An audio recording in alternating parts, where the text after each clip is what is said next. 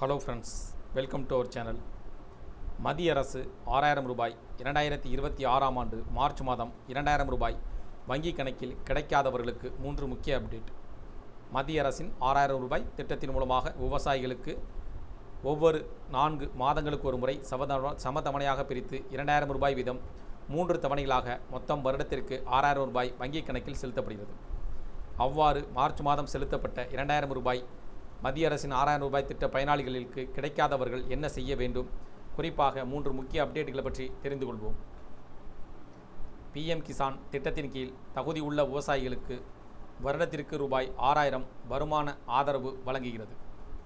இந்த தொகை தலா 2000 ரூபாய் வீதம் 3 சம தவணைகளாக பிரிக்கப்பட்டு நேரடி பணப்பரிமாற்றம் மூலமாக பயனாளிகளுடைய வங்கி கணக்கில் நேரடியாக செலுத்தப்பட்டு வருகிறது.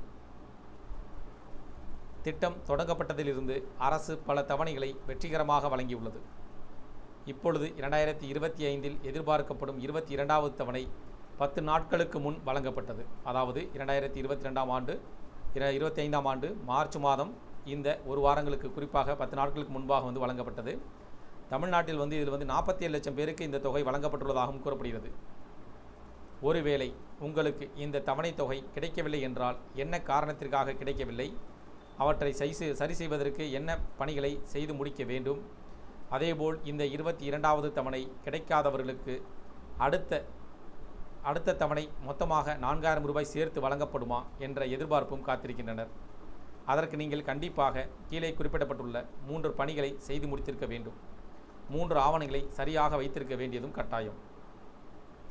உங்களுக்கு ஏன் பணம் வராமல் போயிருக்கலாம், தகுதி இருந்தும் பணம் வரவில்லை என்றால் இந்த 3இல் ஏதேனும் ஒன்றுதான் காரணமாக இருக்கும். மத்திய அரசின் இந்த நிதி உதவியை பெற சில முக்கியமான தகுதிகள் அவசியம். சிறு மற்றும் குறு விவசாயிகள், சொந்தமாக சாகுபடி செய்யக்கூடிய நிலம் வைத்திருக்கும் விவசாய குடும்பங்கள், குடும்ப வரம்பு, கணவன் மனைவி மற்றும் மைனர் குழந்தைகள், இவர்கள் மூவரும் சேர்ந்துதான் ஒரு குடும்பம் என கருதப்படுகிறது. அரசு ஊழியர்கள், குரூப் டி தவிர வருமான வரி செலுத்துபவர்கள், ஓய்வூதியம் பெறுபவர்கள், குறிப்பாக 10,000ற்கு மேல் ஓய்வூதியம் பெறுபவர்கள் மற்றும் டாக்டர்கள், வக்கீல்கள் போன்ற தொழில்முறை வல்லுநர்களுக்கு இந்த திட்டத்தில் சேர்வதற்கு தகுதி இல்லை. அவர்களுக்கு இந்த திட்டம் பொருந்தாது.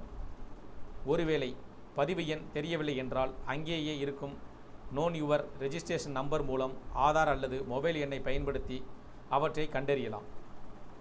குறிப்பாக இந்த 2026ஆம் ஆண்டிற்கான மார்ச் மாத தவணை தொகை உங்களுக்கு கிடைக்கவில்லை என்றால் EKYC நிலுவை உள்ளதா அப்படின்றத சரிபார்க்கணும். இப்போது EKYC கட்டாயமாக்கப்பட்டுள்ளது. இது இன்னும் முடிக்கவில்லை என்றால் பணம் வராது. ஆதார் இணைப்பு, உங்கள் வங்கி கணக்குடன் ஆதார் எண் இணைக்கப்பட்டிருக்க வேண்டும்.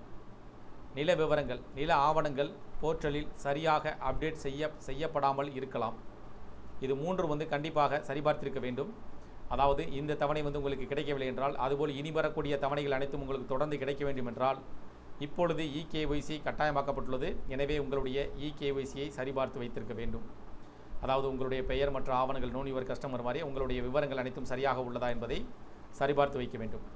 ஆதார் இணைப்பு, இந்த தொகை பார்த்தீங்கன்னா வங்கி கணக்கில் நேரடியாக செலுத்தப்பட்டு வருவதால் உங்களுடைய வங்கி கணக்குடன் ஆதார் இணைக்கப்பட்டுள்ளதா என்பதை உறுதிப்படுத்திக் கொள்ள வேண்டும்.